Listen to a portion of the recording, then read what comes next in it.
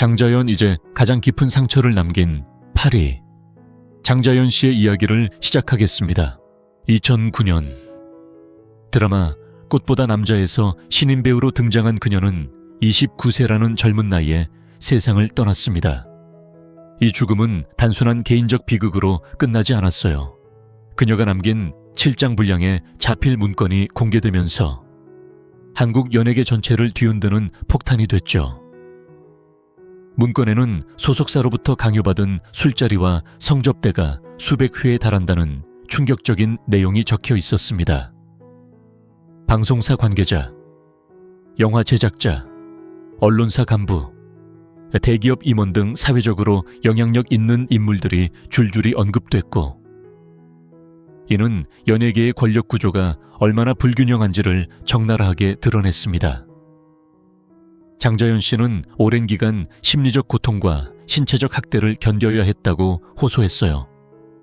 이 기록은 그녀의 절박한 외침이었지만 동시에 산업 전반에 만연한 성착취 문화를 상기시키는 증거가 됐습니다.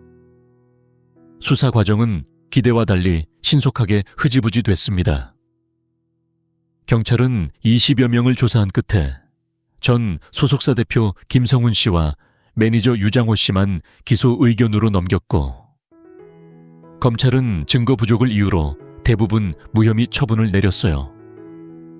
김성훈 씨는 폭행과 협박 혐의로 징역 1년을 선고받았지만 집행유예로 풀려났고, 문건에 등장한 다수 인물들은 법적 책임을 지지 않았습니다.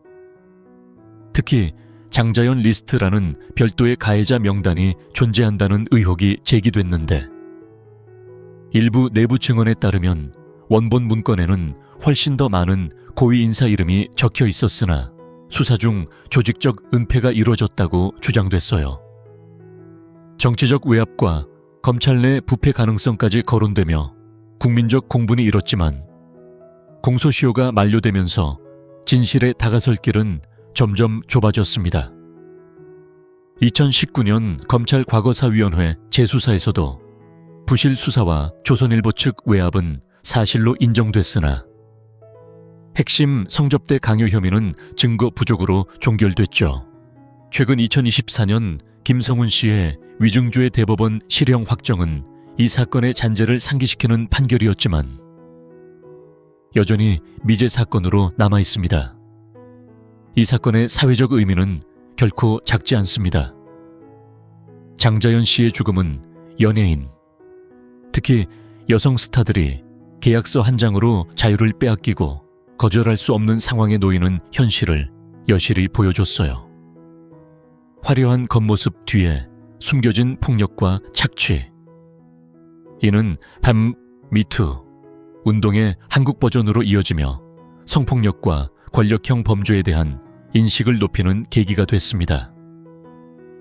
이후 일부 제도 변화와 논의가 있었지만 속도는 여전히 더디고 유사한 사례가 반복적으로 드러나고 있죠. 장자연 씨의 용기 있는 기록은 시스템 전체가 한 사람을 어떻게 파괴할 수 있는지를 증명하는 상징적 사례이며 우리가 외면해서는 안 될 경고입니다. 그녀의 이름은 연예계뿐 아니라 사회 전체가 마주해야 할 어두운 진실을 대변하고 있어요. 이 비극이 던지는 물음은 다음 7위로 이어집니다. 예술과 도덕의 경계에서 벌어진 김민희 씨의 선택.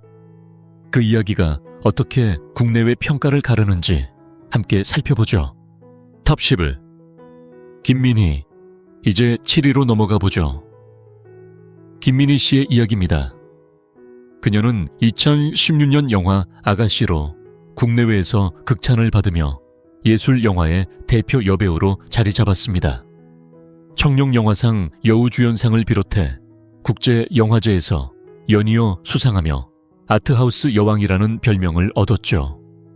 하지만 그해 말 기혼자인 홍상수 감독과의 관계가 공개되면서 모든 것이 뒤바뀌었습니다. 22세 나이 차이, 그리고 홍 감독의 법적 아내와 딸이 있는 상황에서 시작된 이 연애는 단순한 로맨스를 넘어 사회적 논란으로 번졌어요. 2017년 칸 영화제 기자회견장에서 우리는 사랑하는 사이입니다 라는 발언은 일부에게는 솔직한 고백으로 보였지만 대다수 대중에게는 기존 가정을 무너뜨린 도발로 받아들여졌습니다. 홍 감독이 미국 유학 중인 딸에 대한 경제 지원을 중단하고 김민희 씨의 활동에 집중했다는 보도가 더해지면서 분노는 가족 파탄과 책임 회피라는 프레임으로 확대됐어요. 국내 여론은 냉혹했습니다. 법적으로 불륜 자체가 처벌 대상이 아니었기에 형사 책임은 없었지만 연예인의 사생활이 이미지와 직결되는 한국 사회에서 그녀는 광고 계약 해지와 상업 영화 출연 중단이라는 직격탄을 맞았습니다. 팬층이 급속히 이탈하고 방송 언론에서 이름이 사라지며 사실상 퇴출 상태에 놓였죠.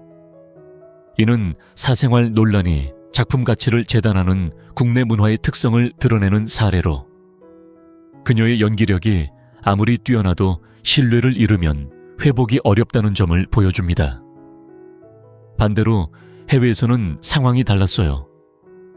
홍상수 감독과의 협업 작품들이 베를린, 칸, 로카르노 등 주요 영화제에서 응곰상, 최우수 여우주연상 등을 휩쓸며 예술적 성취를 인정받았습니다.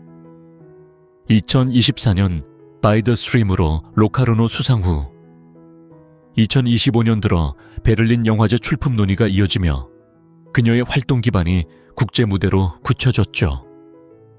최근 그녀의 출산 소식은 이 대조를 더 뚜렷하게 만들었습니다. 43세에 자연 임신한 아들을 낳았고 홍 감독이 검진부터 출산까지 동행하며 지지했다는 보도가 나왔지만 법적 부부 관계가 지속되는 탓에 호적 등록과 불륜 악의, 프레임이 온라인에서 확산됐어요. 국내에서는 여전히 비난이 쏟아지지만 해외 팬덤은 개인 선택을 존중하며 복귀를 기대하는 목소리를 내고 있습니다. 김민희 씨의 사례는 예술과 윤리의 경계를 묻는 근본적인 질문을 던집니다. 사생활이 작품 평가에 얼마나 영향을 미쳐야 할까요? 국내에서는 도덕적 공적 기준이 엄격해 사생활 논란이 커리어를 좌우하지만 국제 예술계에서는 연기력과 창의성에 초점을 맞춥니다. 이 격차는 한국 사회의 문화적 특수성과 예술 자율성 간 충돌을 상징적으로 보여주죠. 그녀는 여전히 홍 감독과의 작품으로만 활동하며 뮤즈 이미지를 벗어나기 어려워하지만 이는 관계가 예술적 시너지를 낳는 긍정적 측면도 있습니다. 10년 가까이 지속된 이 여정은 연예인에게 사생활 자유가 얼마나 제한적인지, 그리고 그 대가가 커리어 전체를 바꿀 수 있음을 일깨웁니다. 도덕적 논란이 예술가를 어떻게 가두는지, 다음 유비, 서예지 씨의 인성 의혹으로 이어지며 더 구체적으로 살펴보겠습니다. 탑식, 서예지, 이제 유비로 넘어가 보죠. 서예지 씨의 급격한 상승과 추락 이야기입니다. 2020년 드라마 사이코즈만 괜찮아에서 신비롭고 우아한 매력을 발산하며 대세 배우로 떠오른 그녀는 특유의 안정된 연기력으로 차세대 멜로퀸이라는 수식어를 얻었어요. 광고와 화보, 예능까지 섭렵하며 정상의 자리에 올랐지만 불과 1년 만에 연속된 폭로로 커리어가 흔들리기 시작했습니다. 논란의 시작은 김정현 씨와의 과거 관계였죠. 2018년 드라마 촬영 중 김정현 씨가 상대 여배우와의 스킨십 장면을 극단적으로 거부하고 감정 표현을 제한한 이유가 서예지 씨의 지시 때문이라는 주장이 나왔습니다. 공개된 문자 메시지에는 여자 배우와 눈 마주치지 마라, 대본 수정하라는 듯한 내용이 담겨 있었고, 이는 배우로서의 전문성을 넘어 타인의 직업적 선택을 통제하려 한 인성 문제로 확대됐어요. 이후 의혹은 멈추지 않았습니다. 학창시절 학교 폭력, 전 스태프에 대한 갑질, 거짓 유학 경력까지 줄줄이 제기됐죠. 특히 익명의 전직 스태프가 공개한 이메일 캡처에는 서예지 씨가 자신의 스캔들 관련 자료를 모두 삭제하라는 지시를 내렸다는 정황이 포착됐고, 이는 단순 실수가 아닌 조직적 이미지 조작 가능성을 불러일으켰습니다. 법적 처벌은 없었어요. 명백한 범죄 증거가 입증되지 않았고 형사 기소 대상도 아니었지만 이미지로 먹고 사는 연예인에게 대중 신뢰는 생명줄입니다. 소속사는 여러 차례 해명 성명을 냈으나 파편화된 의혹이 쌓이면서 설득력이 떨어졌고 광고주들은 계약을 해지하거나 작품에서 교체를 선택했어요. 출연 예정 드라마와 영화가 줄줄이 취소되며 활동이 잠정 중단됐고 복귀 시도에도 냉담한 반응이 이어졌습니다. 2023년 한 광고 브랜드가 2억 원대 반환 소송까지 제기하며 여파가 장기화됐죠. 2025년 들어서도 논란의 그림자는 남아있습니다. SNL 코리아에서 과거 의혹을 셀프 디스하며 유머로 돌파하려 했고 팬미팅과 일부 활동으로 복귀 신호를 보냈지만 김정현 씨의 최근 사과 발언으로 악플이 재점화됐어요. 소속사는 130여 명에 대한 고소로 강경 대응 중이며 서예지 씨 본인은 인터뷰에서 과거 실수를 인정하고 성찰 중이라는 입장을 밝혔습니다. 이 사례는 연예계에서 단일 사건이 아닌 다층적 폭로가 쌓일 때 대중이 우연한 실수가 아니라 패턴화된 인격으로 해석한다는 점을 보여줍니다. 진실 규명이 불분명한 채 이미지 관리에만 집중하면 회복이 더 어려워지죠. 결국 재능과 미모만큼 중요한 건 진정성과 일관된 태도라는 교훈을 남깁니다. 서예지 씨가 다시 신뢰를 쌓기 위해서는 충분한 시간과 진정한 변화가 필요할 거예요. 인성 논란이 커리어를 어떻게 갉아먹는지 다음 5위 이수영 씨의 재정적 배신 이야기로 이어지며 더 깊이 탐구해 보겠습니다. 터프 이수영 가수 이제 5위로 이어가 보죠. 가수 이수영 씨의 이야기입니다. 2000년대 초반 그녀는 발라드의 여왕으로 불리며 가요계를 평정한 존재였습니다. I Believe, 스치듯 안녕, 라라라, 휠릴리 같은 히트곡들이 차트 2위를 휩쓸었고 앨범 판매량과 콘서트 수익으로 수십억 원의 자산을 모아 국민 가수라는 타이틀을 당당히 걸었어요. 감미로운 음색과 진정성 있는 무대가 대중의 가슴을 울렸던 그 시절. 누구도 그녀의 화려한 성공 뒤에 숨겨진 취약함을 상상하지 못했습니다. 하지만 30대 초반, 믿었던 내부 인물에게 당한 금융사기가 모든 걸 뒤집어 버렸습니다. 매니지먼트 팀 관계자가 그녀의 개인정보를 도용해 대출과 투자를 저지른 탓에 피해 금액은 30억 원을 넘었고 보유 부동산을 하나둘 처분해야 하는 지경에 이르렀어요. 사기꾼이 벌인 일들이 추가로 터지면서 빚더미가 쌓였고 그녀는 매일이 사건의 연속이었다는 고백처럼 끝없는 혼란 속에 빠졌습니다. 이 피해는 단순한 금전 손실로 끝나지 않았습니다. 법적으로 가해자는 고소되어 처벌을 받았지만 회복된 금액은 미미했고 더 큰 상처는 정신적 고통이었어요. 우울증, 공황장애, 불면증, 강박증이 뒤따라 8년 넘게 정신과 치료를 받아야 했습니다. 너무 힘들어 죽으려고 했던 순간도 있었다는 그녀의 최근 인터뷰는 그 절박함을 생생히 전합니다. 사기당한 시기, 몸과 마음이 피폐해져 사람을 만날 여유조차 없었는데 하늘에서 떨어진 듯 만난 남편 조재희 씨가 유일한 버팀목이 됐죠. 결혼 초기 빚더미 속에서 남편마저 연락두절로 위기에 처했지만 그는 5일 만에 돌아와 함께 이겨내자고 다독였고 그 헌신이 재기의 원동력이 됐습니다. 이수영 씨는 남편은 천사 같은 사람이라며 교회 지인을 통해 소개된 그 만남을 인생의 전환점으로 꼽아요. 이처럼 사기 피해가 가족관계까지 흔든 사례는 드물지 않지만 그녀의 솔직한 고백은 공감을 불러일으킵니다. 커리어 측면에서 이 사건은 장기적 공백을 초래했습니다. 활동 중단 기간 동안 톱 가수 이미지가 희미해졌고 대중은 더 이상 무대 위 퍼포머로만 기억하지 않게 됐어요.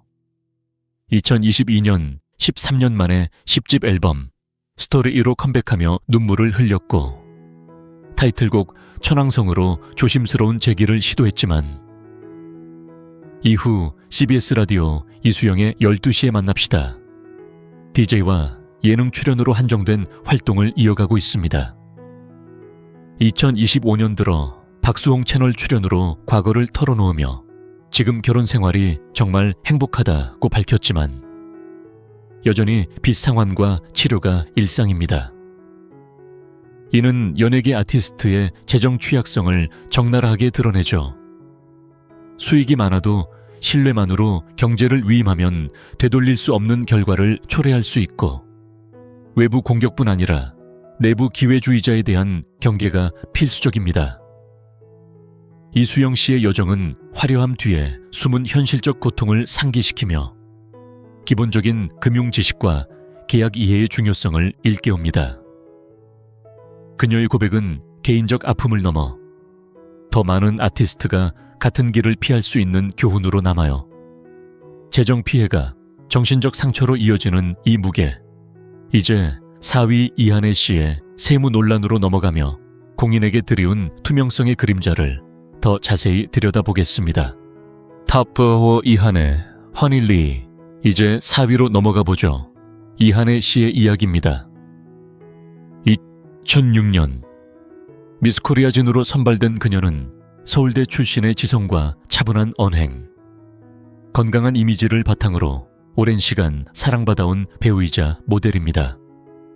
드라마 미스 몬테크리스토나 OK 광자매에서 안정된 연기력을 보여주며 각종 광고와 공익 캠페인의 얼굴이 됐고 특히 유기농 브랜드와 친환경 제품의 전속 모델로 신뢰감 있는 셀럽이라는 평가를 받았어요.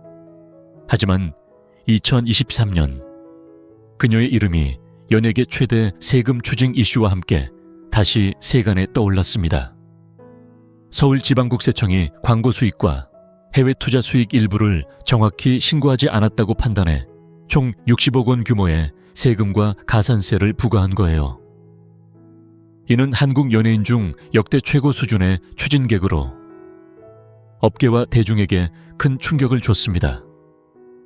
국세청의 세무조사는 2012년 그녀의 전 소속사 사람엔터테인먼트 조사 과정에서 포착된 정황에서 시작됐고 그녀가 운영하던 법인 호프 프로젝트를 상대로 강도 높게 진행됐죠. 이 사건의 핵심 쟁점은 법인 설립을 통한 세금 절감 전략이었습니다. 자본금 1천만 원으로 시작한 호프 프로젝트가 2년 만에 65억 원 규모의 서울 용산구 주택을 매입하고 상시 근로자 없이 27억 원의 급여를 지급한 점이 문제시됐어요.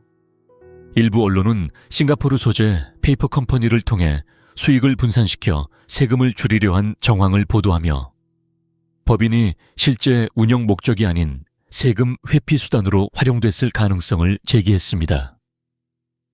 소속사 팀오프는 세무대리인 조언 해법과 절차를 준수해 성실히 납세했으나 당국과 세무대리인 간 관점 차이로 추가 부과됐을 뿐이라며 고의적 누락이나 탈세와 무관하다고 강력히 부인했어요. 실제로 추징객 중 절반 이상이 법인세와 개인소득세의 이중과세, 가산세에 해당하며 이미 전액 납부됐다고 밝혔습니다. 형사고발이나 조세 범칙 조사는 없었고 법인 수익은 개인 용도로 사용되지 않았다며 정상적인 급여와 배당 형태로 소득세를 냈다는 설명이었습니다. 하지만 2025년 들어 재심 절차가 진행 중이며 상위 기관에 적법성 판단을 의뢰한 상태예요.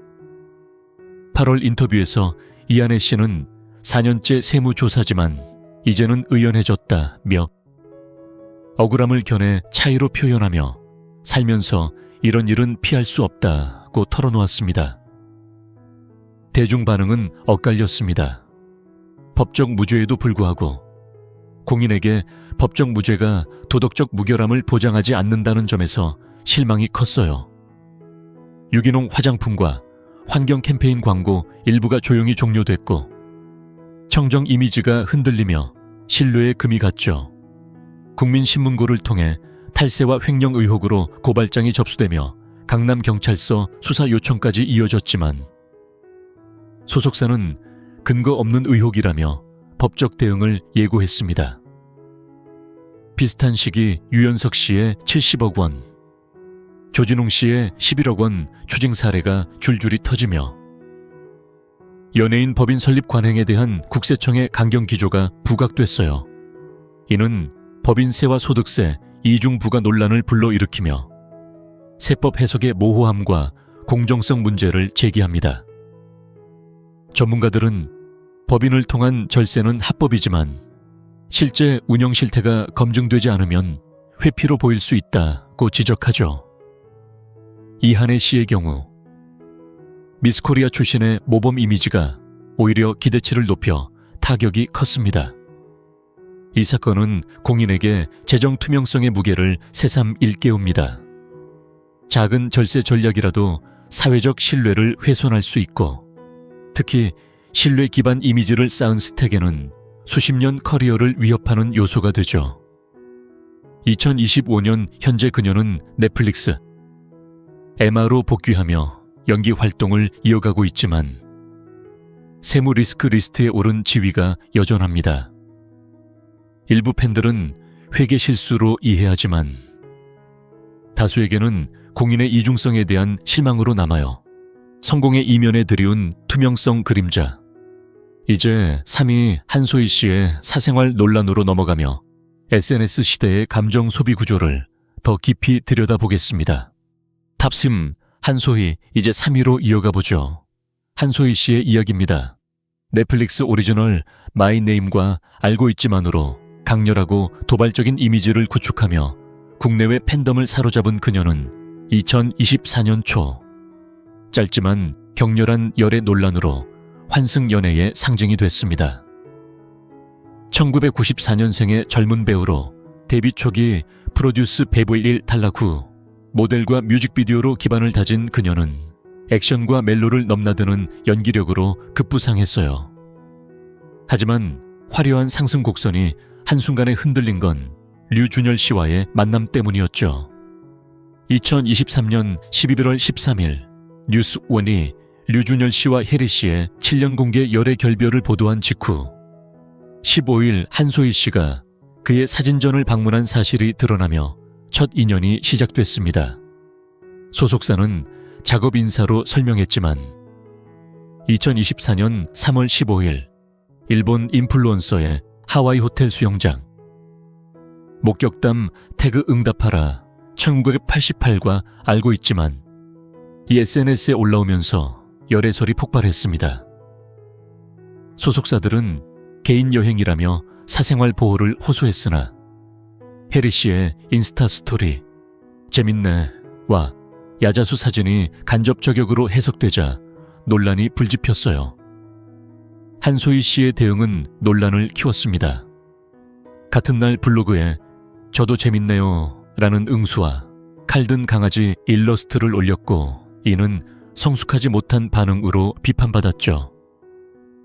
16일 장문 입장문에서 좋은 감정을 가진 관계를 인정하면서 환승은 아니다. 혜리 씨와의 결별은 2023년 초 마무리됐고 기사는 11월이라 해명했지만 혜리 씨의 후속글 11월 13일 보도 후에도 대화는 했으나 이후 연락 없음과 충돌하며 시간적 모순이 지적됐습니다. 댓글로 팬들에게 지지라고 구차했다. 혜리 씨에게 사과하겠다.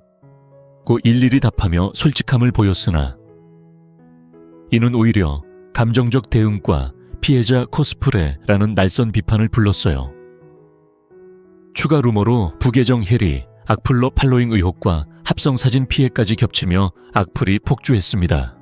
열애 인정 14일 만인 3월 30일 결별 소식이 발표됐고 의견 대립 봉합 실패, 배우 역할 우선이라는 이유로 마무리됐습니다.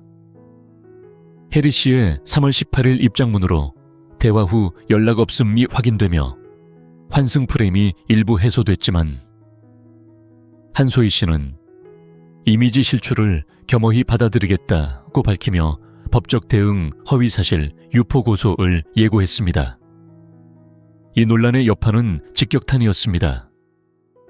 넷플릭스 주연 내정 작품 캐스팅 발표가 잠정 연기됐고 일부 브랜드가 광고를 조용히 정리하며 상업 활동이 위축됐어요. 국내에서는 도발적 여성 이미지에서 감정 통제 어려운 인물로 전환됐지만 해외 팬덤은 여성만 비난받는 구조를 지적하며 프로텍터 한소희의 해시태그 운동을 벌였습니다. 2025년 들어 그녀는 4월 블로그에 과거 실수와 잘못된 선택을 되돌아보며 버릇을 고치겠다는 성찰 글을 올리며 팬들과 소통을 재개했어요. 3월 하퍼스 바자 4월호 인터뷰에서 솔직함으로 비롯된 문제에 책임감을 가지겠다. 고 사생활 논란을 간접 언급하며 21세기 여신 콘셉트 화보를 선보였고 이는 패션계 호평을 받았습니다. 10월 7일 이준석 개혁신당 대표 게시물에 좋아요를 누른 실수로 정치 성향 의혹이 불거졌으나 소속사는 우연이라 해명하며 넘어갔고 영화 인턴 서포트와 BH 치킨 모델 발탁으로 안정화 중입니다. 최근 GQ 홍콩 위멘 오브 더 이어 화보와 찰스 웬키스 협업으로 국제적 주목을 받고 있죠. 한소희 씨의 사례는 SNS 시대 사생활이 어떻게 국민 드라마로 각색되는지 보여줍니다. 한 문장, 한 이미지가 맥락 없이 비난 도구로 쓰이고 성별 프레임이 더해지며 여성에게 더 큰 책임을 묻는 현실이 적나라하죠. 류준열 씨는 상대적으로 덜 주목받았고 2025년 5월 넷플릭스 The H쇼 기자회견에서 침묵이 최선이라며 논란을 언급했지만 한소희 씨는 여전히 그늘에서 벗어나려 애쓰고 있습니다. 1월 파리에서 류준열 씨와 우연히 마주친 보도처럼 재회 루머가 돌았으나 소속사는 부인하며 그녀의 성장을 강조합니다. 이 사건은 연예계에서 사랑이 자유로워야 할 텐데 커리어 관리의 일부가 되는 아이러니를 드러내고 여성 스타에 대한 이중잣대를 되새기게 하죠. 사생활 논란이 이미지를 어떻게 재구성하는지 다음 2위 박민영 씨의 청순 이미지 붕괴로 이어지며 더 구체적으로 탐구해 보겠습니다. 탑2 읽기 박민영 이제 2위로 넘어가 보죠. 박민영 씨의 이야기입니다. 로맨스 코미디의 대표 배우로 청순하고 안정적인 이미지를 구축한 그녀는 로맨스는 별책부록, 금혼령 같은 작품으로 일본과 중국 팬덤까지 모으며 완벽한 로코 여신으로 통했습니다. 각종 뷰티 브랜드 모델과 광고로 활동하며 단아한 매력을 뽐냈지만 2022년 9월 열애설 보도로 모든 게 흔들리기 시작했어요. 상대는 가상화폐 거래소 빗썸의 실소유주 의혹을 받는 사업가 강종현 씨였습니다. 디스패치가 두 사람의 관계를 폭로하며 제스퍼라는 별칭과 함께 그의 정체를 공개하자 단순한 연애가 아닌 주가, 조작, 횡령, 자금 세탁 의혹으로 엮인 인물과의 연인 관계라는 프레임이 형성됐죠. 박민영 씨는 열애를 인정하면서도 이미 이별했다고 밝혔지만 이 타이밍이 오히려 의심을 키웠습니다. 강종현 씨가 클럽에서 하루 술값 1억 원을 쓰는 고액 체납자이자 법적 파산 상태에도 호화 생활을 즐겼다는 보도가 쏟아지며 그녀의 판단력이 돔에 올랐어요. 논란의 절정은 금전 지원 의혹이었습니다. 2024년 1월 디스패치가 강종현 씨의 계열사 자금을 통해 2억 5천만 원이 박민영 씨 계좌로 입금됐다고 보도하며 이는 생활비 명목으로 전달된 것이라고 밝혔습니다. 검찰 공소장에 따르면 회사 돈이 대표이사 대여금으로 우회 송금된 후 그녀의 통장으로 흘러갔고 이는 불법 횡령 혐의와 직결됐죠. 게다가 내가 다 책임질게. 넌 나만 사랑해줘. 라는 카카오톡 메시지 캡처가 온라인에 유포되며 자극적 프레임이 확산됐습니다. 진위는 확인되지 않았지만 이미지 소비가 중심인 SNS 문화 속에서 이 한 줄이 그녀의 신뢰를 무너뜨리기에 충분했어요.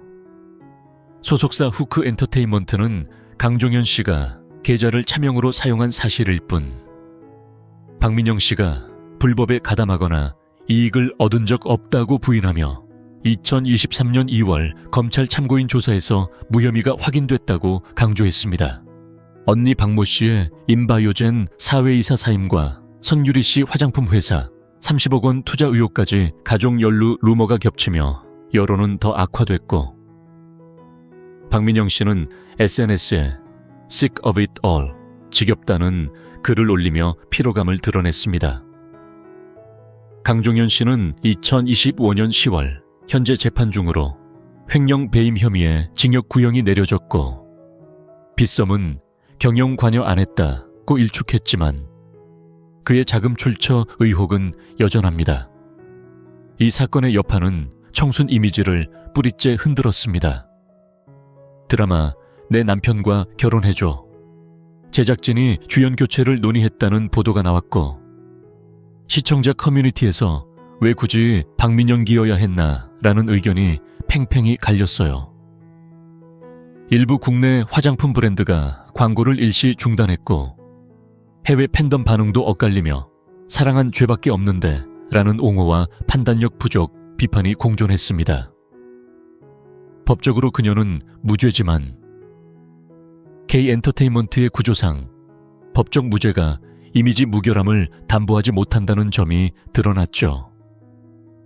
2025년 들어 조선 변호사 시즌2로 복귀하며 안정적 활동을 재개했지만 강종현 씨 재판 소식으로 논란이 재점화되며 소속사는 근거 없는 흠집내기라며 법적 대응을 지속하고 있습니다. 최근 인터뷰에서 과거를 딛고 앞으로 나아가겠다고 밝힌 그녀의 모습은 성장의 신호로 보이지만 여전히 그늘을 완전히 벗어나지 못한 채예요. 박민영 씨의 사례는 연애가 단순한 사생활이 아닌 커리어 관리의 일부가 되는 연예계 현실을 적나라하게 보여줍니다. 남성 파트너의 문제가 여성 스타계 2배의 책임을 지우는 불균형, 그리고 온라인 루머가 사실처럼 굳어지는 메커니즘을 통해 사랑의 자유와 공공성의 충돌을 묻죠. 그녀가 쌓아온 청순 이미지가 한순간에 정실관계 의혹으로 물들며 공인으로서의 선택이 얼마나 무거운지 일깨웁니다. 이처럼 사생활이 이미지를 재정의하는 무게. 마침내 1위 송혜교 씨의 탈세 논란으로 이어지며 공인 세계의 투명성 기준을 최종적으로 탐구해 보겠습니다. 탑 1. 송혜교 드디어 1위. 송혜교 씨의 이야기입니다. 2010년대 초반까지 그녀는 국민 여신이라는 타이틀로 아시아 전역에서 사랑받는 배우였습니다. 청순한 외모와 꾸준한 연기력, 스캔들 없는 깨끗한 이미지가 어우러져 샤넬 패션쇼와 글로벌 럭셔리 브랜드의 공식 앰버서더로 활약하며 완벽함의 상징이 됐죠. 드라마 태양의 후예, 이전 별에서 온 그대와 가을 동화로 로맨스 여신 이미지를 굳힌 그녀는 사회적 책임감 있는 인터뷰와 공익 광고로 대중의 신뢰를 쌓아왔습니다. 하지만 2014년 8월 한 줄의 뉴스가 이 모든 걸 뒤집었습니다. 동아일보 보도로 2009년부터 2011년까지 3년간 총 137억 원의 소득 중 54억 9,600만 원을 증빙 없이 필요 경비로 처리해 25억 5,700만 원의 종합소득세를 누락했다는 사실이 드러났어요. 이는 세금과 가산세를 합쳐 38억 원 규모로 국민 여신의 이미지가 하루 만에 탈세 여신으로 뒤바뀌는 충격을 안겼습니다. 사건의 발단은 2012년 서울지방국세청의 세무조사였습니다. 모범 납세자상 수상으로 조사 유예 기간이 있었음에도 불구하고 교통비와 기타 비용을 영수증 없이 과다 계상한 점이 적발됐죠. 송혜교 측은 세무대리인의 업무상 실수로 본인은 세무 관련 업무를 전적으로 위임했다고 해명하며 즉시 38억 원을 자진 납부했다고 밝혔습니다. 하지만 감사원이 2014년 보고서에서 국세청의 부실 조사를 지적하며 고의성 다분한 가공경비 사안인데 5년치 대신 3년치만 조사했다고 비판하자 유명인 봐주기 의혹이 불거졌어요. 홍콩 은닉 계좌를 통한 해외 수익 숨김 주장 입증되지 않음까지 더해지며 도덕 논란이 확대됐습니다. 세무 전문가들은 세무사가 독단적으로 탈세를 주도할 리 없고 의뢰인 동의가 있었을 가능성이 크다고 지적했으며 국세청 내부에서도 강호동 사건과 달리 죄질이 더 강하다는 평가가 나왔죠. 관련 세무사와 회계사 2명은 직무정지 1년 등의 징계를 받았고 송혜교 씨 본인은 형사 고발 없이 마무리됐지만 세무 리스크 리스트에 오르며 장기적 후유증을 남겼습니다. 2025년 현재도 나무위키 등 온라인에서 이 사건이 여전히 논란으로 남아있으며 최근 세법 강화 추세 속에서 그녀의 과거가 재조명되고 있어요. 대중의 실망은 컸습니다. 그럴 줄 몰랐어 라는 감정이 우세했던 이유는 그녀의 투명한 캐릭터 때문이었죠. 온라인 커뮤니티에서 탈세 여배우라는 꼬리표가 수년간 따라다녔고 글로벌 럭셔리 브랜드가 공식 발표 없이 협업을 정리하며 광고계 이탈이 불가피했습니다. 명품 브랜드 입장에서는 도덕적 균열조차 리스크로 작용했어요. 하지만 송혜교 씨는 침착하게 대응했습니다. 공식 사과에서 무지에서 비롯된 잘못에 깊이 반성하며 앞으로 각별히 주의하겠다고 밝히며 머리를 숙였고 이는 진심이 느껴진다는 반응을 일부 끌어냈습니다. 이 사건은 법적 무죄가 공적 정당성을 보장하지 않는 공인 세계의 딜레마를 드러냅니다. 기대가 높을수록 실망의 낙폭도 크고 재정 실수가 국가적 스캔들로 확장될 수 있음을 보여주죠. 그럼에도 그녀의 복귀는 성공적이었습니다.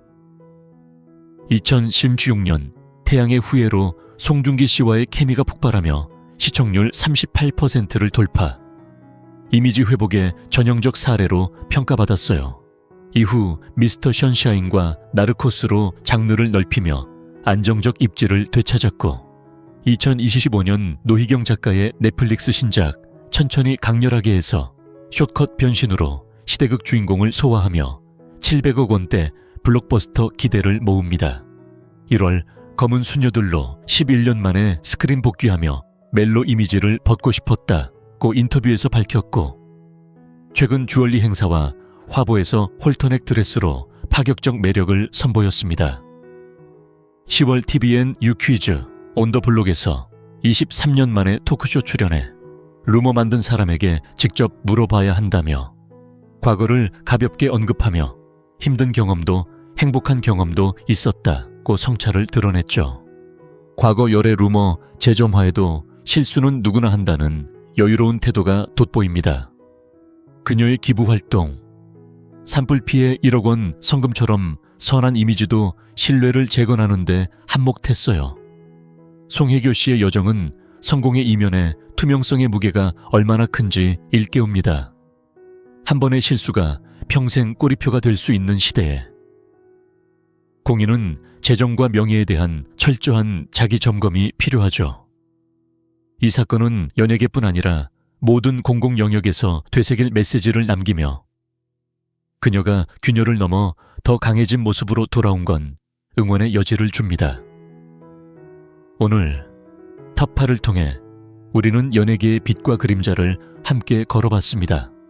오늘 우리는 장자연 씨의 비극부터 송혜교 씨의 균열까지 8 여배우의 스캔들을 통해 연예계의 빛과 그림자를 함께 걸어봤습니다. 각 사연은 권력형 착취, 도덕적 선택, 인성 의혹, 재정 배신, 세무 실수, 사생활 함정처럼 다른 문제를 드러내며 공통적으로 말하죠. 성공이 클수록 책임과 기준도 높아지고 작은 균열이 모든 걸 무너뜨릴 수 있다는 걸요. 이 이야기들은 단순한 과거가 아니라 지금도 우리 사회가 마주해야 할 물음으로 남아 있습니다. 여러분은 이 중 어떤 사례가 가장 깊이 와닿았나요? 댓글로 솔직한 생각을 나눠주세요. 다음 영상에서 더 흥미로운 연예 비하인드로 만나요. 감사합니다.